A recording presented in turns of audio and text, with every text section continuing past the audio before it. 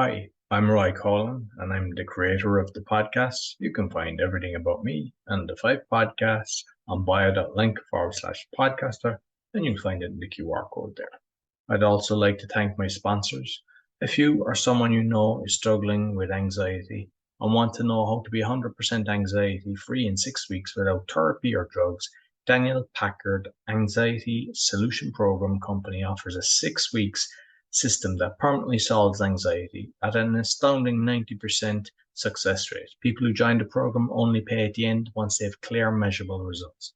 If you're interested in learning more, go to permanentanxietysolutions.com, where you can book a free consultation with Daniel. Do you have high blood pressure and want to get off the meds? Doctors are amazed at what Zona Plus can do. Get a $50 discount with my code ROY. Go to zona.com/discount/ROY, and you see the QR code for all my sponsors down at the end. Quality Polish manufacturer of metal products for telecommunication and workshop equipment and other metals. If you'd like a brochure, you see it in the QR code, and you just let us know if you would like a quotation shipped internationally and very competitive rates. I hope you enjoy this week's podcast. Welcome to the Crypto Podcast. You find all our episodes on thecryptopodcast.org. My guest was previously a digital nomad traveling the world, a mobile app developer. He's the author of a very good book, Hey Mom, I Bought Bitcoin, and aka the Crypto Nomad. Please welcome Lorenzo Primiterra. Did I do your name justice, or are you trying to? You did it right. You did it right. We went with the R's. Very good. So, I mean, I mentioned a few of the different things. You're now kind of located in Lisbon and Portugal, but you might let the listeners know a little bit more about you. Correct. So, yes, I've been a digital nomad since 2016. And well, up until last year, when I decided to settle even for a little bit in Lisbon, Portugal, and we can go for the reason why even later in the show. And I've been a software developer since I can remember, since I got out of the university, mainly working with a mobile app development and also with a Tor project. So always been involved in the privacy and security space. And yeah, also been a Bitcoiner since the early days, even if back then I didn't know it. And I jumped back on the train later on, but I'll tell a bit more about my story in a bit. Yeah, no, brilliant. So I suppose, I mean, because I read you got in early, but I suppose your whole kind of learning curve for blockchain technology, you might kind of tell me your journey on it.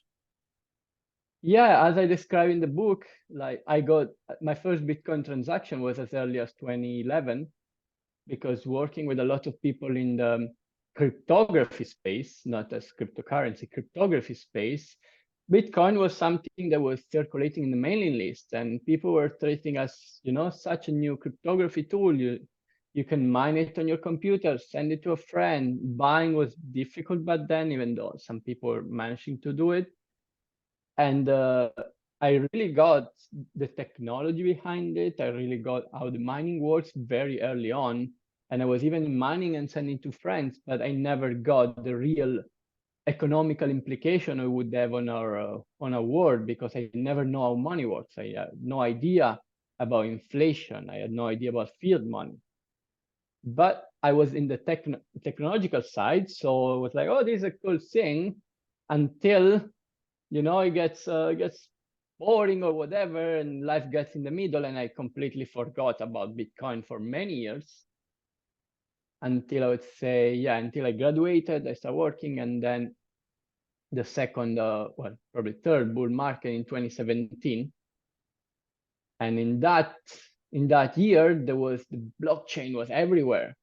So you start researching again, but also you go back to Bitcoin and understand it was the first, what's so special about it. And then also understanding, the limited supply, all the characteristics that we know that makes Bitcoin unique. And there was the haha moment. I was like, oh, okay, I got this on my hands when it was so early, but I only got one side of the coin, not the other side. Now I get the full picture. I got both the economical side and the technical side. And then later on, there was another bear market, 2019, ending in 2020. And then when I had the ideas, like, I want to explain this to somebody who knows nothing, somebody as my mother, who knows nothing about economy, nothing about digital money in general. And that's where the idea of the book started. And like just prior to recording, I mentioned, I think it was 2014, I was first introduced to it. And the guy was trying to, I don't think a full Bitcoin at that stage, but he was trying to give me a share of one. And he was explaining to, when he mentioned wallets and everything, I didn't get it. And I just said, nah, it's okay. And then I kind of saw a lot of going on with blockchain, and I got loads of Kindle books I was reading, and I was just so baffled. And it was like, I just kind of, and I left it go. And what I would say is, because after reading your book, I wish I had something like that in my hands then, because I would have jumped on board in 2014, because the guy didn't explain it right, and just how you've broken everything down, it just makes more sense. And I think, you mentioned about your mother. I know that if I give this to my mother, she will actually understand it. You've done a very good job in actually, simplifying what majority of people can't do. Yeah, as you said, it's about understanding the full picture of everything. Also about the history of money in general, from the really early age until today, that we already have digital money with these digital banks and stuff, and also making it a simple way that people can understand it. And then doesn't mean that, oh, you understand it, then you go and you buy Bitcoin straight away, because I know a lot of, let's say, older people who read my book and understood it, but they say, my age doesn't allow me, I'm already retired or whatever. It's like, but they are interested to see how this is evolving, how the money that they always consider, being safe, and they're not anymore. And so it's also to instigate the curiosity on an older generation that maybe they're not interested, but they hear it a lot. So making it so simple and breaking it down in like simple pieces without going into real technology, because they don't really know how mining works. They kind of need to understand there's this process where you exchange electricity for Bitcoin, making it as easy as possible. And then, like, of course, a younger generation, it can get more into it, more technical, understanding it more how it works, and maybe starting a business on it. But for me, the idea was more making it accessible for people who may be not interested, because it was just too complicated for them. Okay. And I saw that you were in El Salvador, and obviously they've embraced it. Are they, like, for the older generation, are they trying to bring them on board as well? How are they educating people on Bitcoin? So I was in El Salvador like 4 or 5 months after they made a legal tender. And at the beginning, it was almost, I wouldn't say everywhere, but at least in the bigger cities in the Bitcoin Beach, and there were a lot of people with their wallets accepting Bitcoin. And it was mostly younger generation, or if there is a shop was run by an older parent, and you go there and you say, can I pay in Bitcoin? And they say, oh, no. You say, so I leave, I go to the next shop. Sometimes there was the younger son, no, Dad, I've got the wallet. Let's not lose this income. But what I heard that in the last year, a lot of these tablets with a wallet, they were just collecting dust, because it was just the people from outside El Salvador who went there and say, I want to pay with Bitcoin. So the experiment is kind of double-faced. The fact that they were kind of forced by the government to accept Bitcoin, they were like not really understanding it.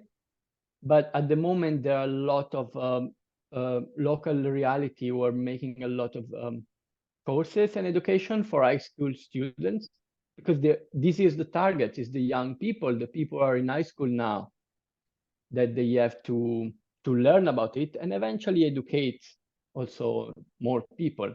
And they're doing this Bitcoin diploma, and and this stuff. And actually, this is working. Education is what is working. A government imposing a new currency, even though it's a solid one like Bitcoin, it wasn't working. So this is the best thing that I saw there. It's like, okay, once you give education to the people, that's what's gonna make the difference. And like, I'm not a fan of tax because I think it's criminal, and it sneaked in. I don't know, was it 33 or whatever? But how is El Salvador tracking it, or are they what way are they doing to try to get their percentage? So if all shopkeepers and everything, with VAT and stuff like that, how are they doing it that they have full traceability, that they get what they think they deserve?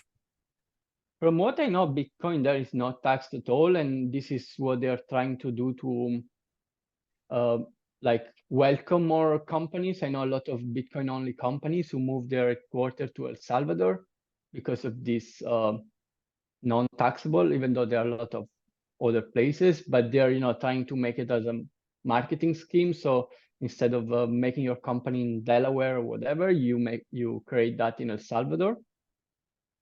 But I guess the way they implemented it, especially for the local citizen with their wallet, that is a custodial wallet, and then when you want to exchange Bitcoin to dollar and withdraw from the ATM, there's always a big spread, so you pay some fees in that way probably. Because what I saw, a lot of people were getting paid in Bitcoin and converting into dollar with a click and going to the ATM and getting dollars. Because like with a lot of the exchanges, they use the kind of know your customer, and which can be, especially for someone who's a nomad, doesn't really have a utility bill and stuff like that. And I think there's a bit of fraud relating to that, and the straw man and things like that, but that's kind of for another kind of episode. But like, how can you actually get around? I know there's ways of going to these machines, and you can put the tether and you can take up to $1,000 or something like that without any of that. But if you're a shopkeeper or whatever, that, like, is there any way around it that they kind of know your customer where you have to give them all your information? Well, a lot of these machines, they work even just with a phone number, but as I said, the spread is really high. Sometimes between buy and sell, there is a $5,000 spread. So that's quite high. Yeah. And using the exchange nowadays with all the regulation, it's really, really regulated, all the know your customer. The peer-to-peer market, it's just you go to your local Bitcoin club, and they're in every city. A lot of people do peer-to-peer, but it's really limited, I would say. So this is why I really would like to have places like El Salvador, like Costa Rica, the Bitcoin jungle. Also, it's in Guatemala.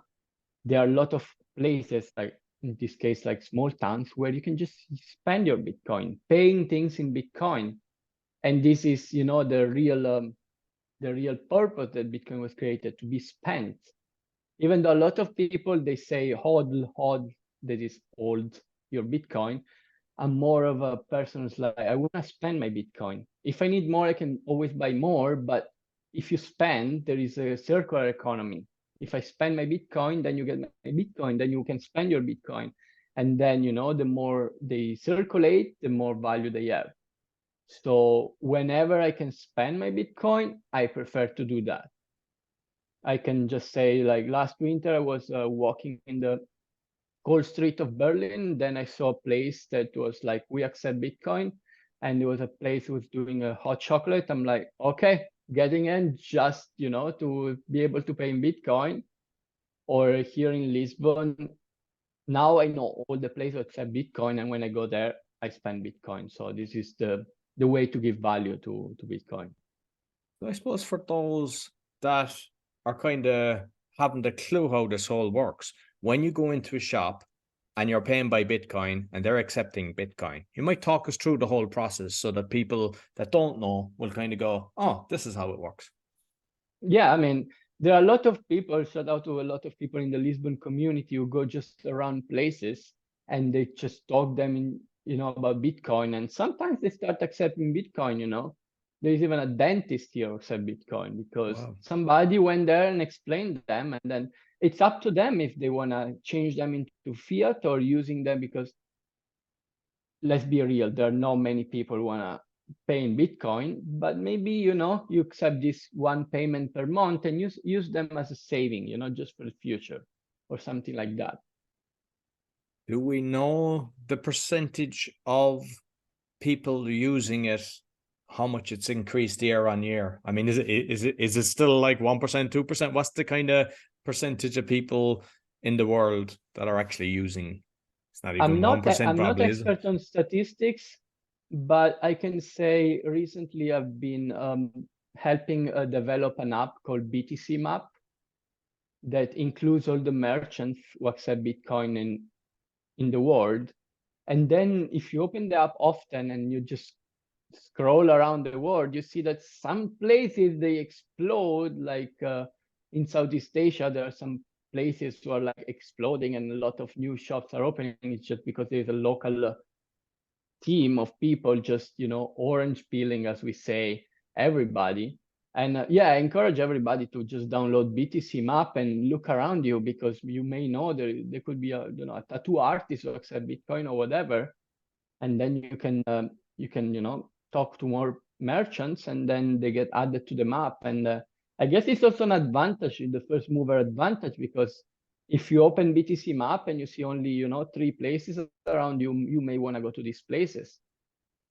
And I think it was from another video that you hit up, was or it was a blog, that there's a restaurant in Lisbon, 13 years or something, like whatever length of time the guy is actually, and that's incredible. I was there. It was not mine. It was by the Bitcoin Explorers. Yeah, but it's a guy who accepts Bitcoin since like probably 2013. Yeah.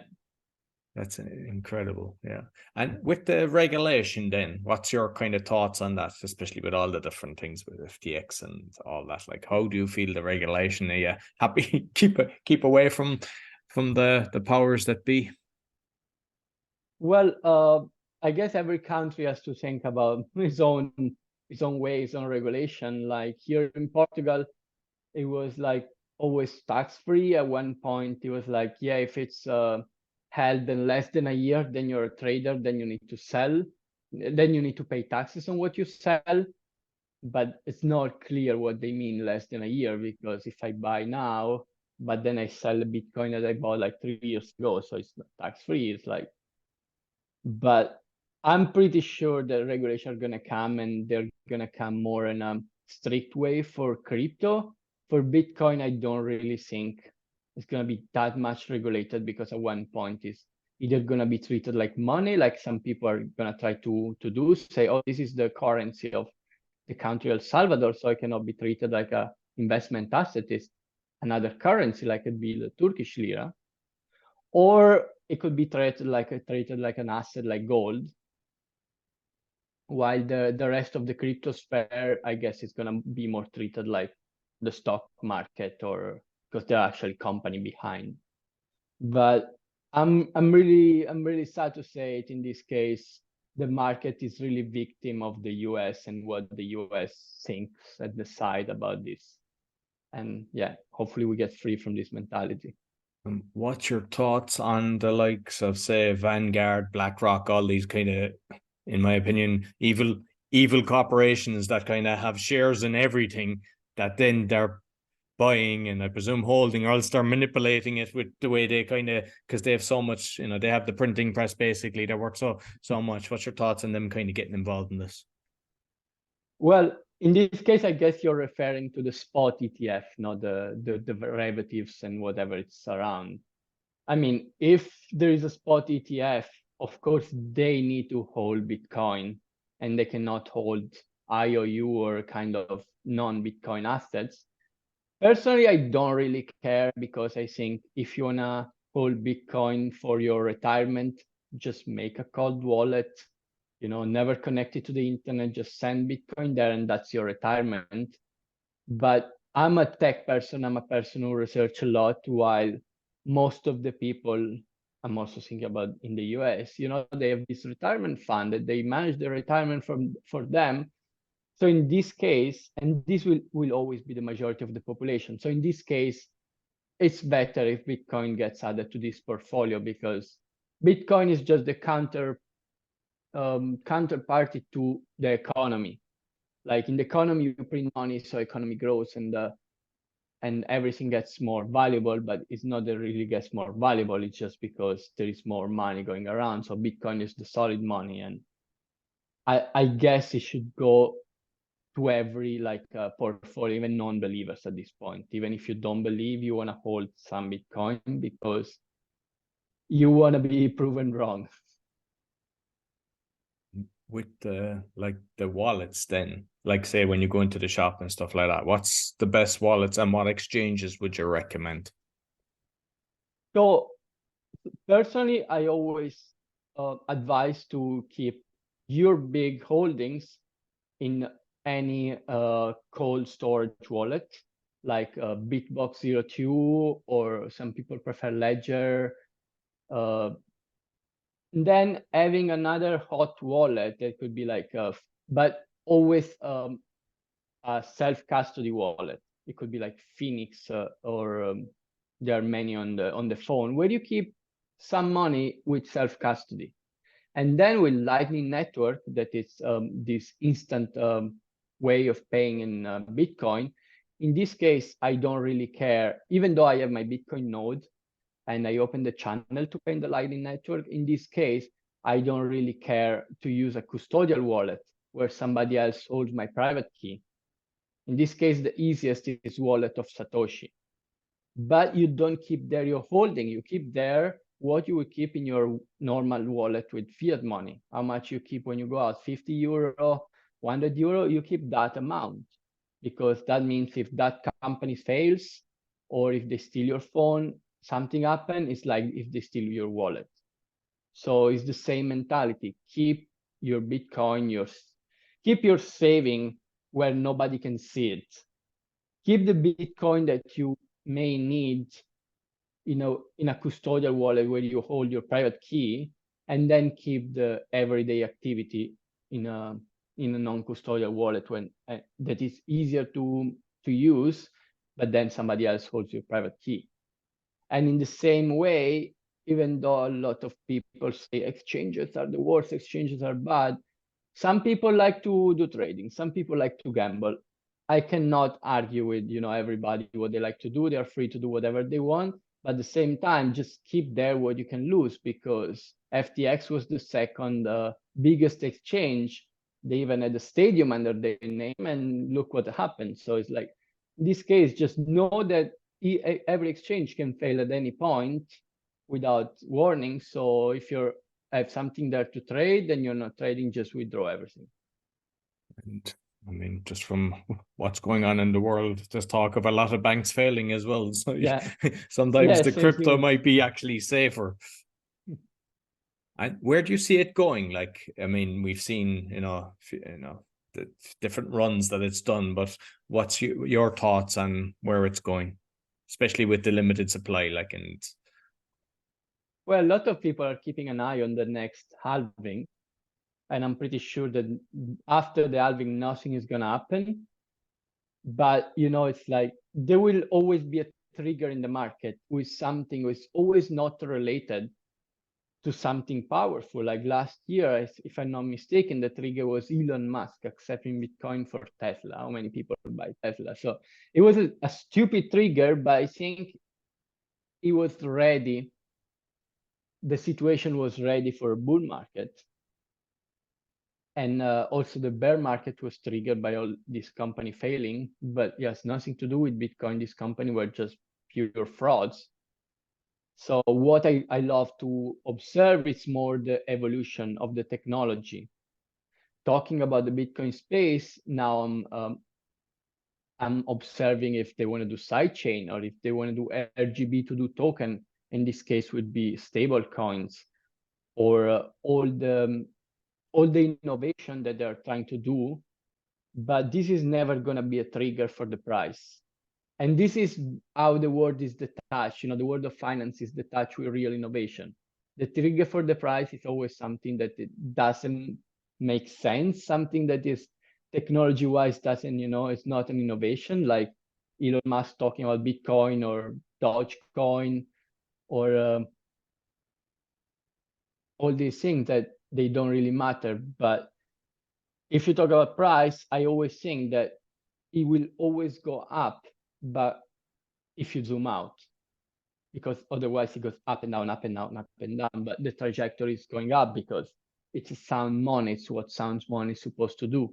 But it's not ready for now. It's not ready, to be stable and counteract the inflation like other assets. But if you zoom out, it is, and it will be. It's just you need to understand there's volatility and there's gonna be volatility. Excellent. So I saw in your book that you have, because there's a lot of controversy over the founder, and I saw you've got Halving. I've never heard that name, so you might let me know what's that? Who's he? What's that about? So Halving is the person who received the first Bitcoin transaction from Satoshi. Is a supercomputer nerd who was cited in white paper, and he was in the, let's say, in the cypherpunk scene in the 90s as well, with Nick Szabo, who is still alive, and he could be another founder. And probably is the only one who knew Satoshi or know who he was, even though who is dead. He had the degenerative disease. And but my idea is that Satoshi was a group of people, most probably, or was a pseudonym, but Satoshi will never be released to the world now, the real identity. Because it's either he's dead, or it's a group of people, or it's just not worth it for the world to know, It's not adding anything to the narrative. And we have to live with this thing that we'll never know who created Bitcoin. And I consider this as a feature, because when you look at a lot of altcoins, there's a founder, sometimes a group, sometimes it's one person, like a dictator person, but sometimes it's a foundation. And in this case, regulators know who to knock on the door when they want to do something, when they want to change the code. In the case of Bitcoin, there is nobody. And it was really funny to see the Greenpeace campaign to change the code, and everybody answer like on Twitter, like, oh yeah, call to the CEO of Bitcoin, because there is no CEO, you cannot change the code. And even if you do, you created a fork of Bitcoin that is not Bitcoin. So this is something that probably will never be relieved about the identity of Satoshi. It's good to create content on YouTube. There are a lot of people speculating, but it will probably never be revealed. And because I just recently, and I had seen a picture of him, but Dr. Craig S. Wright, that he's kind of claiming, and apparently he's won court cases and he's got all the patents and everything. I mean, have you heard of him?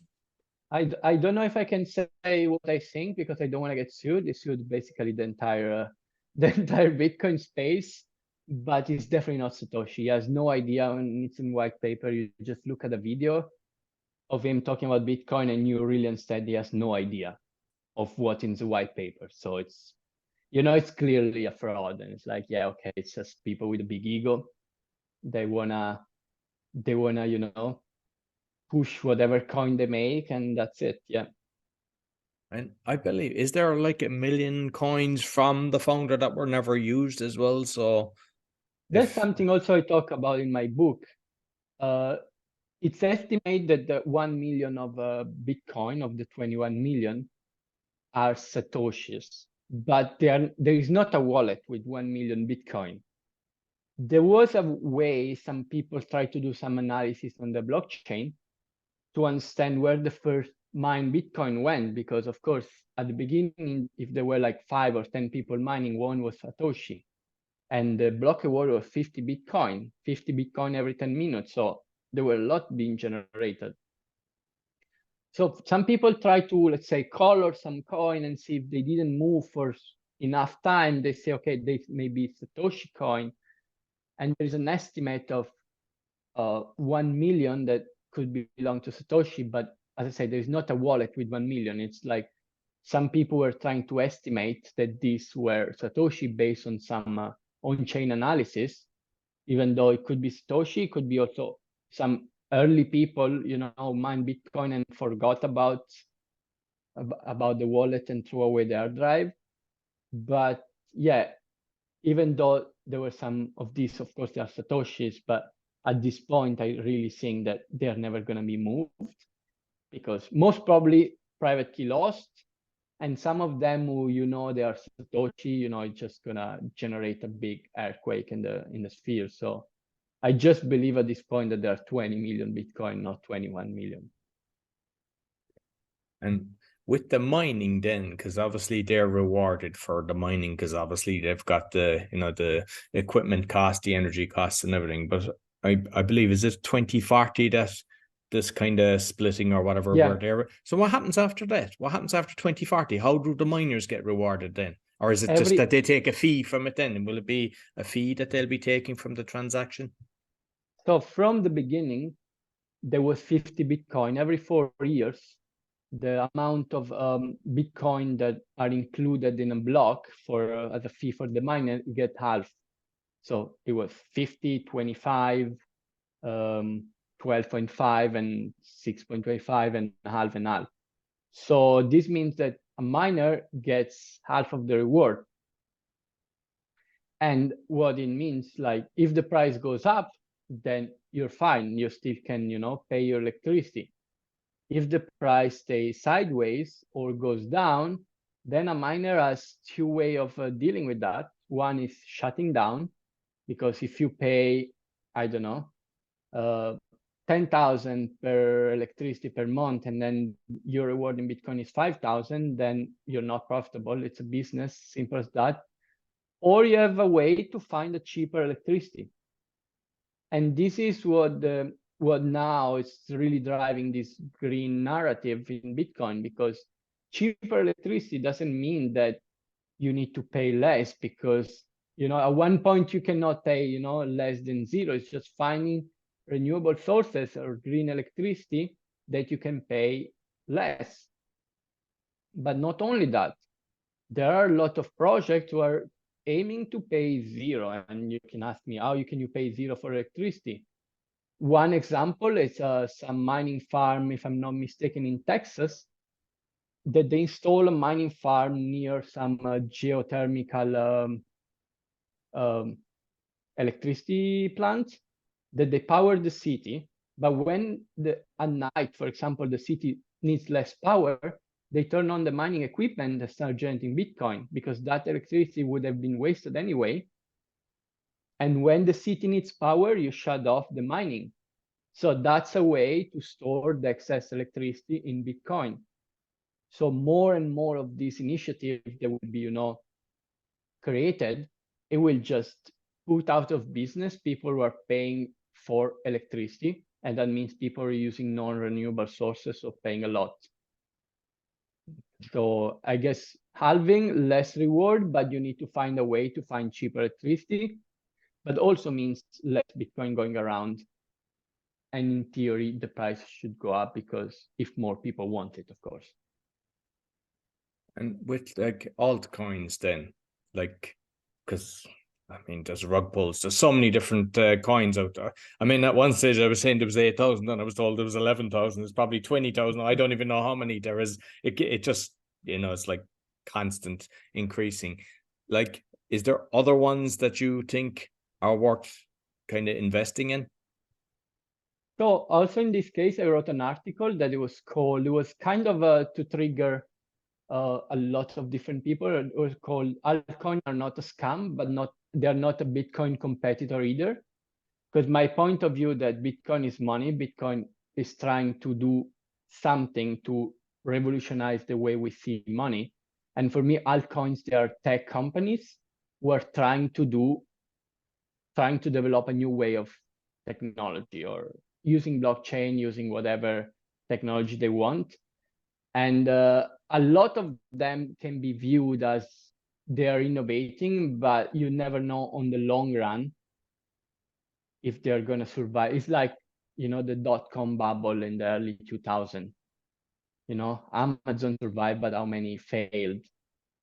But I also, as a technological person, I'm not a person who just saying everything is a shit coin. I don't want to even look at it, because in the technological way, I want to research. I want to research why they're moving to proof of stake or why they're using this technology. Because, for example, the zero knowledge technology that they're testing out on Ethereum is something that I was always curious about. And maybe they're using it there and then it will be integrated in Bitcoin one day. So as a technological person, I always want to understand. As an investor, it's different. As an investor, that's, mostly risky, and it's different. Yeah, different than Bitcoin. And just finally, because you've been to Bitcoin Beach, I believe it's called, in El Salvador. So, like, what's it like being there? What's the kind of vibe? Is it all nomads that are there, or are there a lot of locals that are embracing this as well? Oh, I guess it's a bubble in El Salvador, but Salvador is much more than Bitcoin Beach. Bitcoin Beach is just a place for surfers and where they organize meetup, but it's very small and limited, I would say. And it's just because they started the Bitcoin law started from a school that was created there.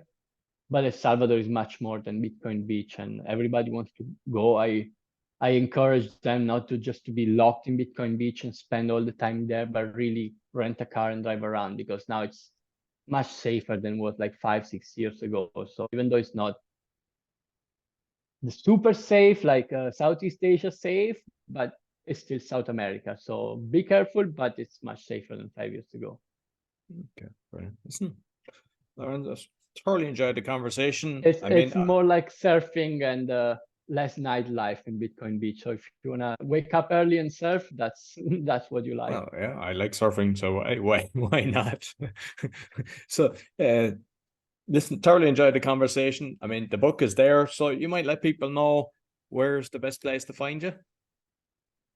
So you can find me on Instagram, Lorenzo Primi, and Twitter, where I shit post and sometimes I post something useful, Crypto Lorenzo. And yeah, these are the two most social that I use.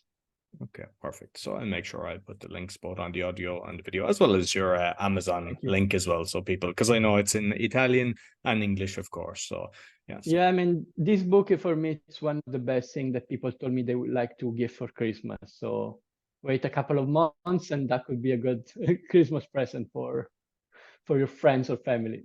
Exactly. So thank you very much, Lorenzo. Thank you. So that's all for the Crypto Podcast. You'll find all our episodes on thecryptopodcast.org. And make sure, if you get the book, give them a 5-star rating, because it really helps. It'll get more people to see it. Until next week, take care. So I hope you enjoyed this week's podcast. You'll find everything about me on bio.link/podcaster with all my podcasts, and you'll find it you see in the QR code in the graphic that's shown. I'd like again to thank my sponsors.